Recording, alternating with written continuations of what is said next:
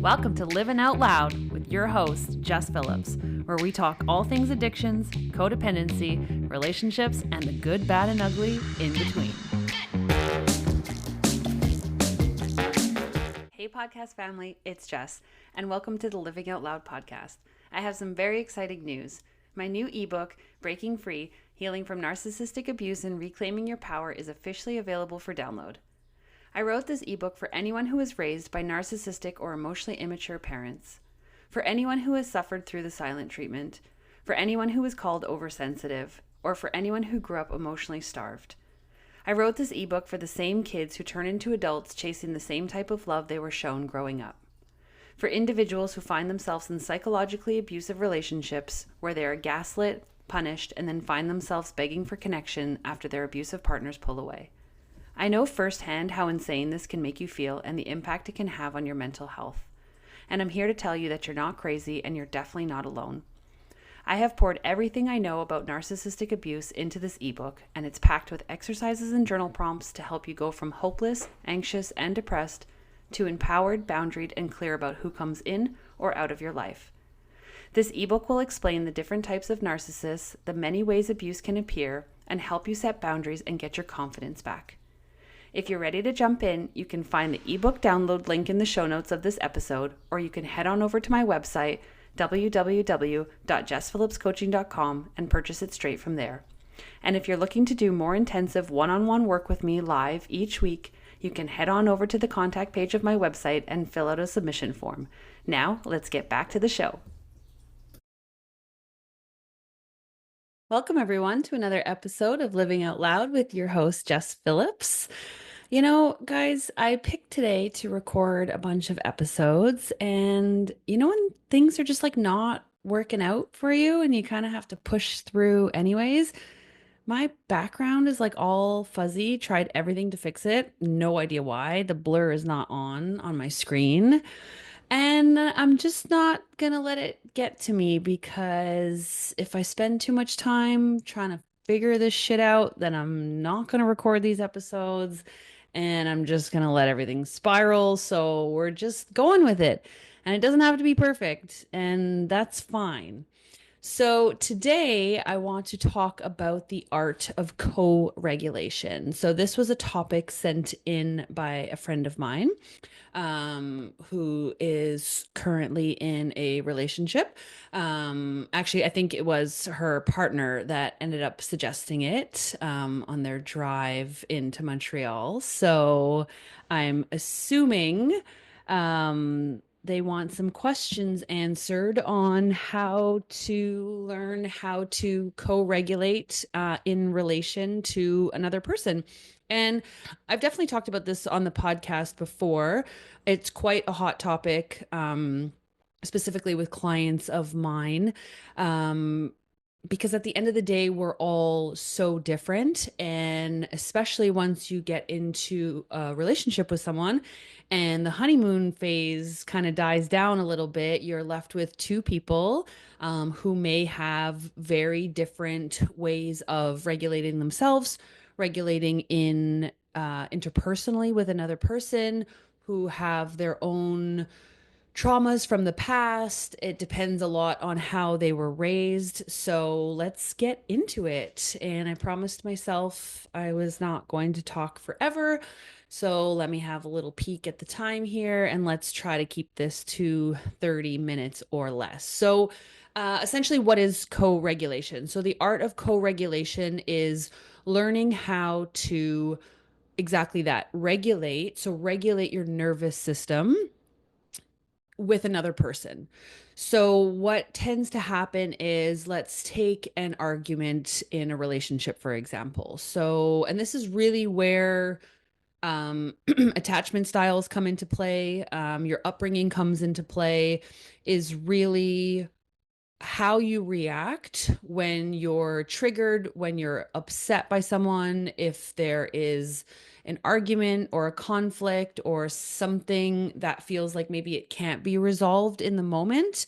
What tends to happen is, ultimately you usually have one person, let's say for example, who let's say they're really triggered and they're really upset and they have a very hard time soothing themselves, and for all the reasons I will get into shortly, they will look to another to help soothe themselves. So that's somebody who is used to, um, actually, maybe the opposite. That's somebody who's used to growing up feeling quite anxious or scared. I can use myself for example. So I was a pretty nervous kid. I was a pretty fearful kid. And I was raised by two parents who were completely avoidant. So the king and queen of avoidance themselves. And again, I'm not saying this as a judgment. I say it all the time. They're wonderful in many ways, but they're completely disconnected from their own emotions because they were never taught how to self soothe or taught that their parents would be there to soothe their emotions when they were kids. They never received that. So if you never received that, unless you're really working hard at breaking this idea of generational trauma, and you want to do everything that your parents didn't do or weren't able to give you, that's amazing. Kudos to you. But a lot of parents, especially like old school generation parents, were really not in the game of like, yeah, let's work on our attachment styles and work on communication and co-regulation. No, that was not happening. So here I was, a very fearful kid. And when I mean fearful kid, I was scared of the weirdest shit. Like I had escape route plans from my home when I was going to get kidnapped. I would lie in bed completely obsessed that I was going to get kidnapped. I lived in the middle of like a very well-to-do area. Like nobody's coming to kidnap me. I don't even know where I got these ideas in my mind. But I had the escape route planned in my room, which window I was going to go out, how I was going to climb down the roof, and how I was going to escape. I would go on field trips at school and I would be marking all of the buildings so that when we got lost, because I was convinced that we were going to get lost, that I would know how to get home. From the markings of these buildings, like I was like I don't even know what I thought I was in my mind or how I was going to get home. But the really interesting slash sad part was that I was terrified of all of these things, but at the end of the day, I was so scared and I wanted to make sure that I would get home safely. But at the end of the day, being at home emotionally, not physically, not materially, emotionally was the most unsafe place that I could be. So it was quite confusing. So I didn't want to leave home, but then when I was home, I felt very lonely and misunderstood, and I would often keep everything inside because I felt like I couldn't go to my parents to talk to them about how I felt.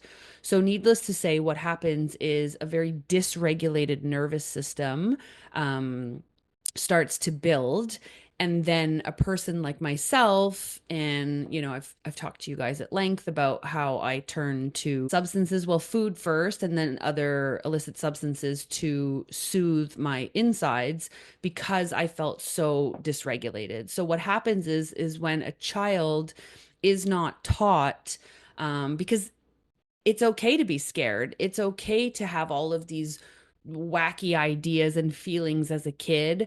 But what parents really want to focus on is the safety of the child being able to come home and saying, "Hey, mom or dad, I was bullied today, or I'm having these strange thoughts, or I hate my body, or whatever it is."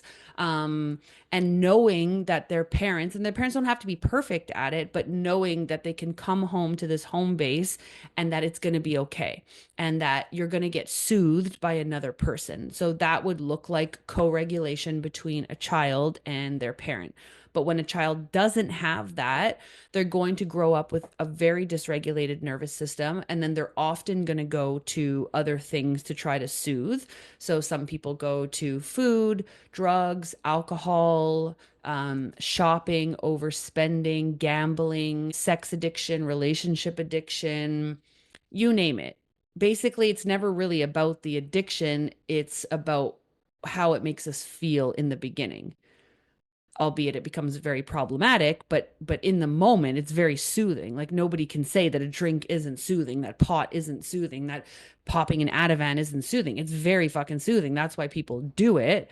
But the problem is that if you don't have an off switch, it's gonna light your life on fire. So that's really where it's not a sustainable soothing method. So that's kind of like child A. And then you have child B, where, let's say, for example, you have parents in the home that are maybe the opposite of my parents, who are overly emotional, who are overly consumed with themselves. It's all about them. There's always a drama going on. Maybe they're quite mean or nasty or very critical. So what happens is that child learns to not take up any space. So they come home and mom's in a mood. Maybe mom has a personality disorder or is an alcoholic or a narcissist, very self-centered. And the kid comes home and they either learn, okay, mom or dad, they're going through their thing. I better hide my needs. I better not take up too much space. So what happens is that child can become quite avoidant themselves. So they learn that if they have a feeling, if they have a problem, if they have whatever, to either pretend it's not there, so kind of turn it off. They have this off switch, or they can take it and kind of put it in a little box, tie it in a little bow, and put it on a shelf. I've always been quite fascinated by the idea of avoidance because I've never understood it. I don't want to say never, maybe like one thing. There's like one big thing in my life right now that I avoid because it's a bit too big and scary. But other than that, I've never had this ability to be like, "Oh, here's a problem and I'm just going to put it elsewhere and focus on something else." It's just not the way that my brain works. My brain can work on 10 different problems at the same time, and I can't really tuck one away. They all just kind of morph together. I also think that's kind of like the beauty of being a woman. Like women really like entangle everything, whereas men, they can usually put things aside and focus on one thing at a time. Um, so what will happen with a more avoidant child is they can either be scared to bring anything up, so they learn to deal with it themselves, they learn to tuck it away. Maybe they have to take care of their siblings because their parents have issues. Maybe they have to take care of their parents. Maybe they learn to actually have to morph into a parent at a very young age because their parents themselves are too emotionally immature to show up as a responsible parent. So these kids will more often than not turn into avoidance as they get older. And this is not demonizing avoidance. This is not demonizing anxious people.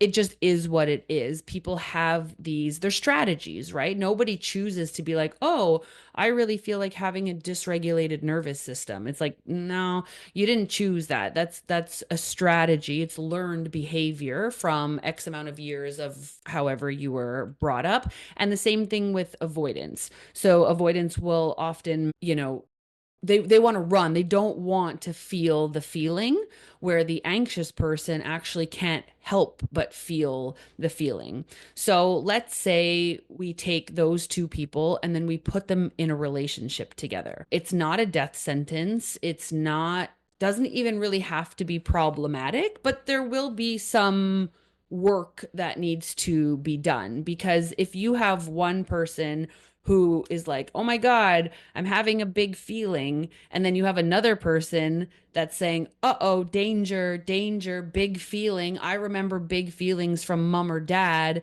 and I went and I ran and hid when mom had a big feeling, and now all of a sudden there's a big feeling in front of me." That person's tendency is is gonna want to go and run, right? And probably the worst thing you could do to an anxious person when they're really anxious is run, because they're going to take it super personally and they're looking for someone to help soothe them. Now, is it a healthy strategy? No, because you don't want to be overly dependent on another human to be able to soothe you. But if you're in a relationship with someone, for sure, they're going to have to come to a compromise, even if it's a compromise saying, like, girl, you're hella anxious right now. It's scaring the shit out of me. I don't know what to say. I don't want to say anything wrong. I'm going to go for a drive, but I will be back.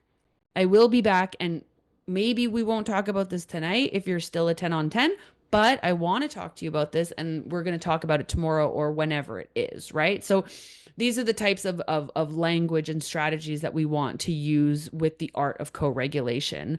But this idea of what do we do if there's two people with different communication styles or different attachment styles needing to co-regulate when either both people feel like shit or maybe one person feels like shit and the other one's fine, or maybe there's been an argument or whatever it is. First things first, I wouldn't start off with practicing co-regulation in an argument because that's just damage control. You can only do so much when somebody is hella activated. I don't really think, unless you have the ability to help the other person really calm down and the avoidant person is not completely shut down and you can get somewhere with a conversation, that's great. I don't think that that's going to happen the majority of the time. So, my first suggestion would be to practice talking about co-regulation when you're not activated and when you're not in a fight or when you're not in an argument, because both people are going to be calm and both people are going to be able to be more introspective around what they need. You can also do this as a solo activity. This is not just an episode for people who are in relationships. You can be single as well and really get to know your communication style or your attachment style even before you get into another relationship. But let's just say, for the first example, that there's two people in an argument, okay? And let's take one person who is feeling, because the tricky thing about anxious people is that their minds have been hijacked by the anxiety, and what's looping in their mind is, I need this problem to go away. I need this person to not be upset with me anymore. I need to get this resolved before I can feel okay again. Now, is it true? No, because what is the truth, right? Where nobody's coming to save you, nobody's going to be able to actually really calm you down. But when you're in a relationship with somebody, if you need something in that moment, for sure, I think it is a good idea to be able to learn what you guys need from each other. But if the anxious person can only learn how to self-soothe from the validation or from the comfort of another person, then we're going to have a problem. Because what an anxious person really wants to start to practice is learning how to self soothe before they learn how to co regulate.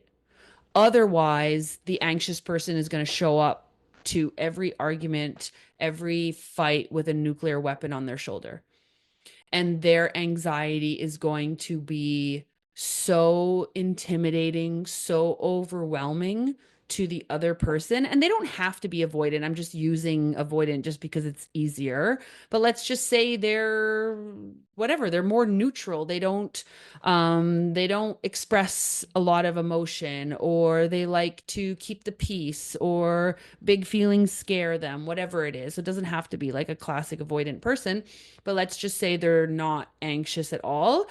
That's going to look like a tidal wave coming at somebody, especially if the other person, the more neutral avoidant person, has a lot of their own insecurities, fears, fear of rejection, fear of not being good enough, right? Because the anxious person, you can really tell that they have all of these things because they're basically wearing a sign on their forehead that they have all these things and they're really anxious. But the avoidant person or the more neutral person is really tricky because they don't look like they're feeling a lot. In fact, they might look like they're not feeling anything. And that also can be really triggering for an anxious person because the other person is like, do you even care? Do you want to have this conversation? Like, what's going on? And I remember a long time ago, when I really wanted to start to manage what I had experienced as a child. So there's four of us in my family. I have a very small family. I don't have a lot of distant relatives. I don't even have a cousin. I don't even have one cousin. I just want one cousin. I don't borrow one of your guys' cousins. Very annoying. So I started to get very fascinated because the three other people in my family are complete avoidance. Like they don't talk, like they would rather get, and which is my worst fucking nightmare. They would rather get into an argument and not talk for 3 weeks or 4 weeks until it blows over. And then they just start talking again, but then they never talk about the argument. That's fucking wild to me. Wild. Oh my God, I hate that so much. Like, I'm all about people needing to cool down. That's fine. But like 3 weeks of silence, 4 weeks of silence, and then we're never even going to talk about it? No, no, no, no, no. It just doesn't work for me. I can't stand it. It felt like I could feel the energy in my home and it was crippling for me. I hated the tension. It felt poisonous. Like it felt like everybody was always mad at each other and nobody was saying anything and nobody could say how they really felt. And I guess that gene just skipped me. And I was like, I'm just going to feel everything for everybody because I can't do this. I can't do this whole kind of like shut down, ignore the elephant in the room thing. So I'll just like scream it off a rooftop how I'm actually feeling. Um, so I don't think that that's healthy at all, but we have to really understand what's happening in the moment. And I remember when I started to get very curious about it, I started to literally like survey avoidance. I wanted to know what was going on during one of their shutdowns. And the feedback I got was awesome and it was actually quite comforting. I remember I had one friend tell me that when he feels overwhelmed by, I think it was like his partner or whoever's emotions, that he would actually go blank. And he would go blank and he wouldn't know what to say. So his next best option was to just book it. And I was like, fuck. Really? Like, there's nothing going on upstairs, like at all? And he was like, no, nothing. I would get so intimidated by the person's emotions, and it would either remind him of like mom or whatever, and he couldn't collect his thoughts. So he would just leave. And I'm like, oh, no wonder this doesn't work well, right? Because to somebody who is like crying or expressing their emotions and the other person just leaves, oh man, what a fucking disaster. So it brought me a lot of comfort because I'm like, oh, you don't have any control over this. So kind of like an anxious person in the moment doesn't have a lot of control. Like you can't tell an anxious person in the moment to just not be anxious anymore. Like they're searching for something. But it's also the same with avoidance. You can't tell an avoidant, "Hey, can you please feel more right now and can you please talk more right now," when they really don't have anything going on in their heads. It would be impossible. So first things first is really understanding which one you are. So if you're more anxious, we have to know that, right? We want to know that before we go into a relationship. The coolest part about like more secure people, and this has really been my goal, and I guess I've done a lot better in certain situations, usually situations that are very unhealthy for me. I can't control it and I'll get very anxious still. But other ones, like a securely attached person can watch somebody else kind of be anxious or freak out and be like, hey, bro, go deal with your stuff right now. And when you're ready to be calm and talk, I'll be right here. Like they really have this ability to stay separate from it or they don't take it personally. And more often than not, those securely attached people grew up with parents who were there for them, who were really able to be like, it's okay, whatever you need, we're here, we're going to talk, we're going to figure this out. So their nervous system is not shot. Their nervous system is really calm. So all of these outside factors are not threatening their sense of safety or sense of self. So ultimately on both sides of the coin is really how do we get to this place where we're not completely triggered by one another. So for the anxious person really needs to practice the art of regulating themselves. Because, like I said earlier, if you're constantly walking around the world and you're only going to be okay if you are getting validation, if you are having the big talk with somebody, if you are getting attention, if you're getting this, then what happens when you're not? Because there's going to be periods in life where you're just not getting those things. And if you're not able to soothe yourself without another person around, you might be putting yourself in a more kind of dangerous, vulnerable position. So the anxious person is really the one who should be practicing, okay, I'm having a huge feeling right now. And instead of just like launching at your partner or a friend, I mean, people can do it with their friends, people can do it with their parents, they could do it with coworkers. There's basically no pause. There's no pause between what they're thinking and feeling and what's about to come out of their mouth. And that can be really intense when you're activated.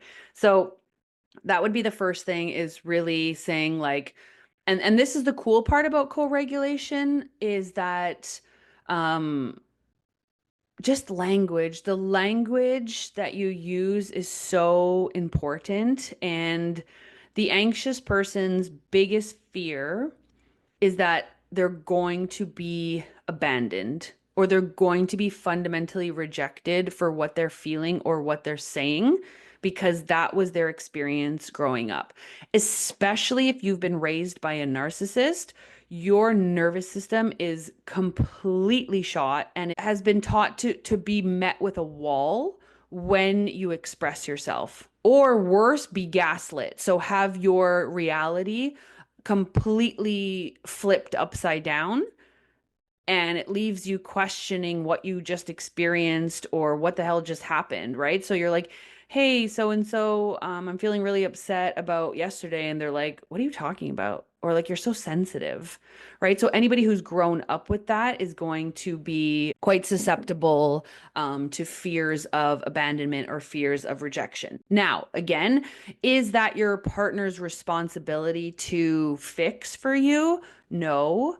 But at the same time, I do believe that compromise is really, really important in relationships. And these things, attachment styles and our insecurities, they're just parts of us. They're not all of us. So if you love a person enough, then it's going to be important to say, okay, when these parts of you come up, how should I best handle this situation? And that's where true compromise can come in. And it's not about being perfect. It's not going to work 10 on 10 every time. But there are a lot of very comforting things that you can say. And I'll also talk about the really like the hard no's of like what not to do, which is also really hard when two people are upset. But so let's take the anxious person, for example. They're having a really big feeling after a fight. They're nervous. They're nervous that you're shut down or you're going to walk away or that you're never going to come back. So first things first, we really want to ask ourselves, how upset are we right now?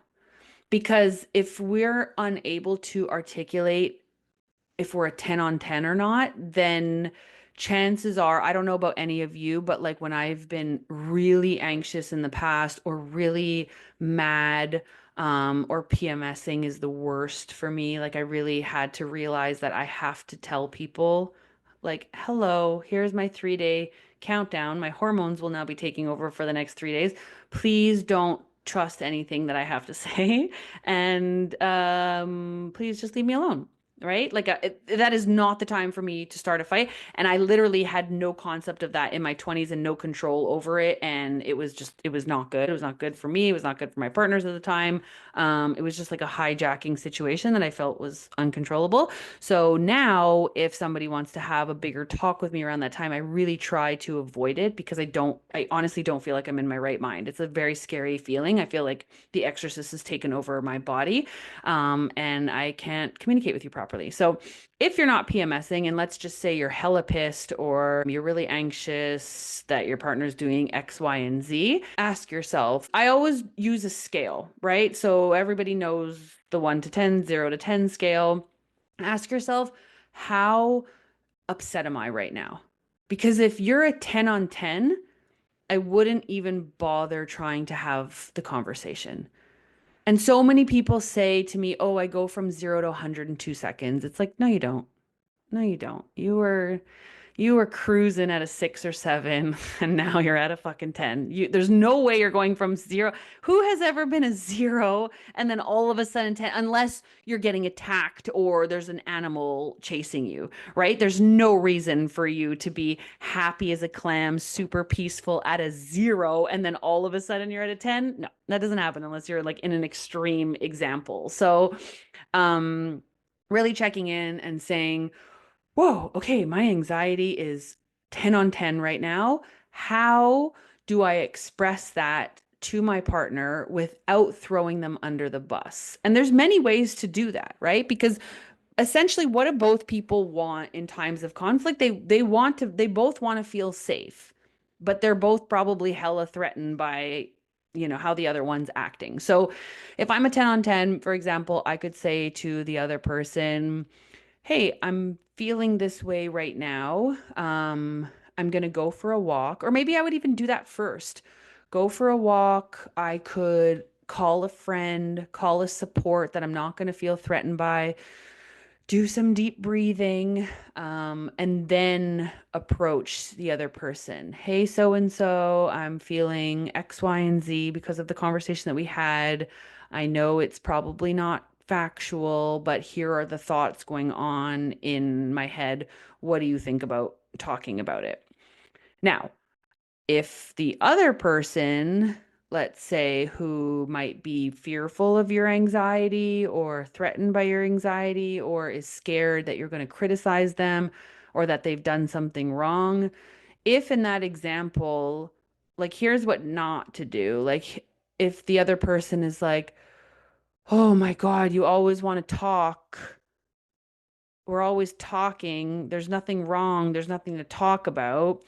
That's You definitely don't want, if you want the relationship to go anywhere, you definitely don't want to say that to an anxious person. Now, if the anxious person is coming to you every second day for 3 years and they want to have this talk, okay, yes, then we have a bigger problem. But let's just say this is happening 3 times a year. Probably the worst thing that you could say is something about their anxiety or that they're always anxious or they're always sensitive or they're always complaining about something. Both people are going to shut down immediately. But let's say the more kind of neutral, avoidant person really isn't in the mood to talk, but they care about the other person and they want to express that to them, then they could say something like, hey, I'm really sorry you're feeling super anxious right now. Um, I haven't had the best day. I'm feeling particularly shut down right now. It has nothing to do with you. But how about we talk about this tomorrow? Because what the anxious person really wants is they don't necessarily need to talk in that exact moment unless it's an emergency. They don't need to talk in that exact moment, but they want to know when they can co-regulate with you. So it's important to give, it doesn't have to be a specific day or time, but it's important to give them an idea of when that can happen. So, hey, I'm super shut down today. I had a really bad day. I'm not going to be able to access any of my emotions. Let's say it's a Wednesday. But how about you and I go for breakfast on Saturday morning and we talk about this when we have the time and we're both not working? Okay, that's a compromise. That can work. Because also, too, anxious people, and I needed to learn this the hard way, and maybe this goes into like my bratty background a little bit, is that we don't always get what we want in the moment, right? And we can kick and scream all we want, but that doesn't magically make somebody available to talk to you in that moment. So then you're left with all of these big feelings. You're going to have to figure out how to bring that down. So So basically, this art of co-regulation is really thinking about when are you guys trying to co-regulate, doing a check-in before you try to co-regulate. Like I loved Brene Brown did this interview and she said that her and her husband, when they come home, they tell each other how much they have left in the tank. So she gave an example. I don't know exactly how much it was, but she came home and she was like, "Hey, babe, I'm at 30%." And he's like, "Oh, hey," he's like, "I'm at a 70%." That's cool.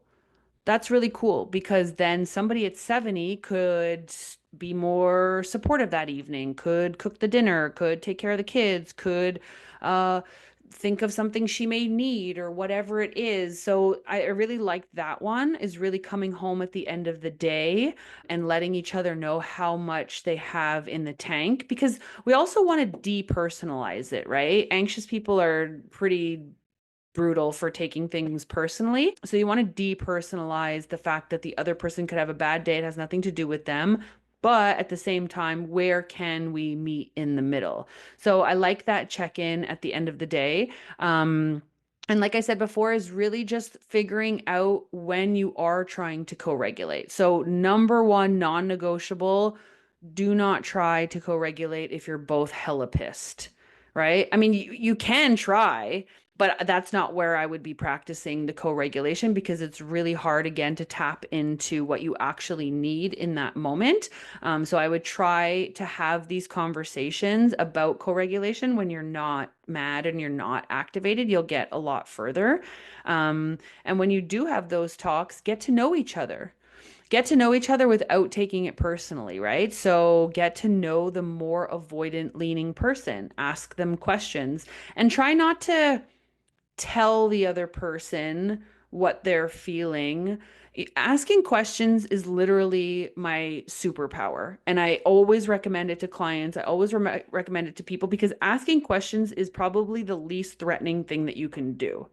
When you tell someone, "Hey, you made me so mad when you walked away," or "You can't walk away in our relationship," or "You can't be this shut down in our relationship," that's like a death sentence. When you ask questions, like when I started to interview avoidance, you get a lot, you get met with a lot more openness. So like, "Hey, I really want to tackle this co-regulation thing with you. Can you explain to me what it's like for you when you get home from work? Like, what are you thinking? What are you feeling?"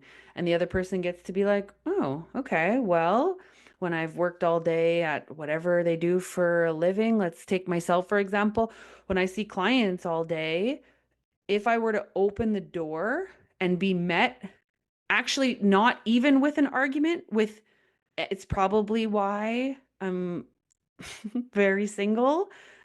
I can't handle, I'm so like the tank is, I can't even tell you how empty it is that I cannot talk to anybody for like at least an hour, right? So I would have to tell the person, and I have, and sometimes it's gone well and sometimes it's not gone that well, but to tell the person that I need to go to my room or I need an hour of silence before I'm able to come out and talk to anybody.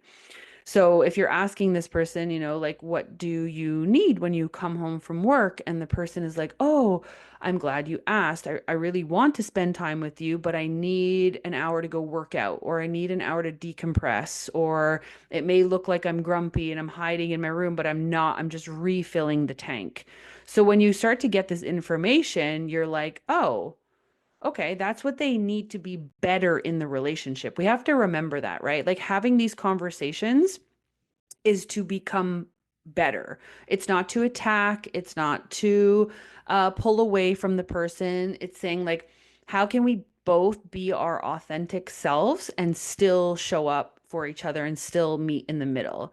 So you get to start to ask the person questions about co-regulating. So, like, yeah, when is the best time to talk to you about stuff? Like, my peak hours are in the morning. Most people hate the morning. I could have a full-blown conversation at 6 a.m. about feelings if somebody wanted to. I am jazzed in the morning. I don't know why. and I'm not at night. It's not the time to hit me up with anything. At night, my brain is like complete mush. I'm not a night owl. I'm usually in bed by 9:30 p.m. and it's just not my time. So, getting to know myself at a deep level, not everybody's gonna want to have a conversation at 6 o'clock in the morning, but like, a daytime-ish conversation, and I would have to articulate that to someone. So, you know, step number one, don't do it while you're fighting. Step number two, ask questions, get to know the other person's needs because they may be wildly different than yours. And that's hard.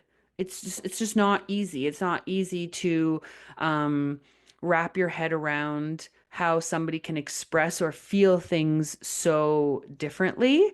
But again, if you really care about this person, it's really important to be able to know that information so that you guys can get somewhere with these talks. Um, and then the final thing is if if you're going to articulate what you need, just try, and I'm talking about in relationships right now, try to be mindful of the other person. So if a super anxious person is hella anxious and they really want to talk, try to be mindful of the fact that maybe the other person is just so checked out or so numb or so overwhelmed or so scared that they're unable to talk at the moment. And if you use language like that, like, hey, I noticed that you're really shut down, so maybe today's not the best time to talk, but can you please let me know when we can talk? That's going to be the best way to handle those types of situations. Um, and with a more avoidant leaning person that needs to ask the anxious person for something, is really saying to them, like, hey, I really want to have these conversations when we're both a little bit more calm because when you are anxious and it has nothing to do with you, but it really reminds me of my mom, for example, or my dad, for example. And when they got anxious, they would take up all the air in the room and they would just end up criticizing me. And I would feel like shit and the conversation would go nowhere. And I learned to shut down as a kid. So when you're anxious, that's all I see. And then I just go into my cave. And then the anxious person is like, oh, wow, I didn't know that, right? But here's what not to do. Oh, you're so anxious all the time. You remind me of my mother. Don't do that, right? Because that is just, oh my God, that's going to start a hella fight. And it's just, it's just blaming at that point, right? And it's just not, but it's hard too. It's really hard to be soft when you're feeling threatened. But it's just always easier to just take a moment, pause, and say, hey, when this happens, I feel this way because A, B, and C. And that takes practice and it takes skill. I'm not gonna lie, it's not an easy thing to do. And when people are upset, unfortunately, things come flying out. But really trying to explain to the other person why you're feeling so shut down and when you can reconnect. Because that's all they really want is the reconnection. One of the worst things that you can do to an anxious person is rupture the relationship and then not repair it. It's probably the worst thing because what that is, it's emotional whiplash. It's a conflict just happened. And because they don't avoid, they don't tuck it anywhere. So they're just left with it. And it stews and it stews and it stews and it stews and it stews, and they don't have anywhere to put it. Where an avoidant person can have a conflict and then they can, like I said earlier, take it and wrap it in a little box and put a little bow on it and put it on a shelf. And they can do that for years. They could probably do that forever because taking that box off the shelf is so terrifying for them, right? But that's really difficult because now you have two completely different people, and being on the more anxious side, more ruminating side, more obsessive side, it's really a bad place to be because that can take months before that settles down because it just gets locked in your nervous system that was very dysregulated from a child. So it's really, really not healthy to put either people in that type of situation without the idea of repair. You always want to have the ruptures are not unhealthy. They're very common. They're actually healthy in relationships. People who say that they never fought once, they freak me out. So this idea of rupture, fine, but how are we going to repair? It is the most important part of co-regulation, of being in a relationship and being in a friendship, coworkers. If you do not have the ability to repair, it's a dangerous game, because then you start doing what I said my parents did, just sweep everything under the rug. Or, I mean, people tell me they just like wake up the next day and they just go back to status quo, like nothing happened. And that really freaks me out, because it's like that book, like the body keeps the score. That does not just disappear, that goes somewhere. And either resentment's going to start building. I believe that like physical ailments can start happening, disease, chronic pain, inflammation, all of this can be a result of stored emotion in the body. So the last most important thing is really focusing on that repair. Learn how both parties feel comfortable repairing. Now, that doesn't mean that the avoidant person has to be like, okay, we're going to repair this tomorrow because you're very anxious. No, don't force yourself to do anything, but do figure out a time that you're going to be able to reconnect. Otherwise, you're going to have two very unhappy people at the end of the day. So figure out where your ruptures, and also too, if you're stuck in a pattern of the same rupture happening over and over and over again, I fundamentally believe that you're not talking about the core issue, right? If you're just arguing over like socks on the floor, socks on the floor, socks on the floor, socks on the floor, it's not about the socks on the floor. It's not about the socks on the floor. So you either have one person feels like they're not being heard, like, hey, I mentioned to you, like, whatever, I have this thing with, tidiness or cleaning, and, just throw them in the hamper or throw them on the chair.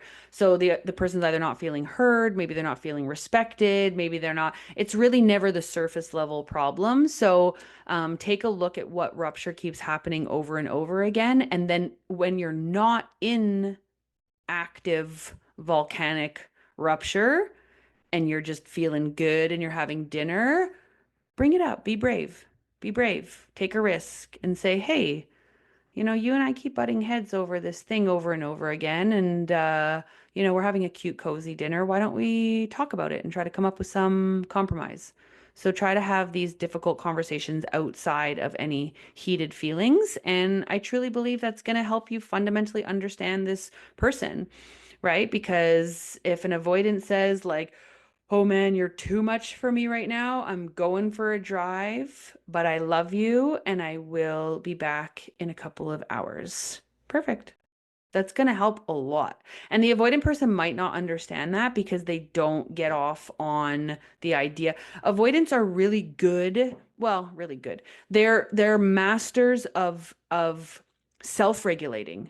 They actually need to go and be alone in order for them to figure out or try to figure out what just happened or what's going on. They believe staying alone is safer, and not having the conversation is safer, and not being vulnerable and not speaking up is safer, for all of the reasons that I mentioned before.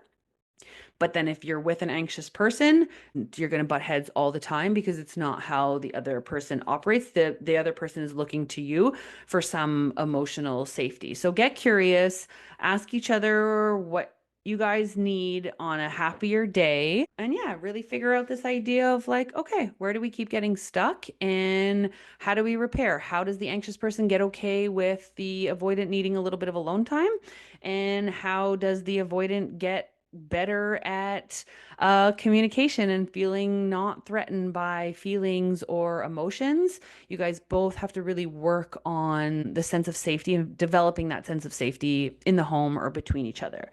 So I hope I answered my friend's question or my friend's partner's question. As always, leave any comments or questions in the show notes, or send me a message directly if you have any more hot topics that you want me to talk about. And I will see you all in the next episode. Love you guys. Bye. Thanks everyone for listening and supporting Living Out Loud. Be sure to tune in next week for another fun, juicy episode.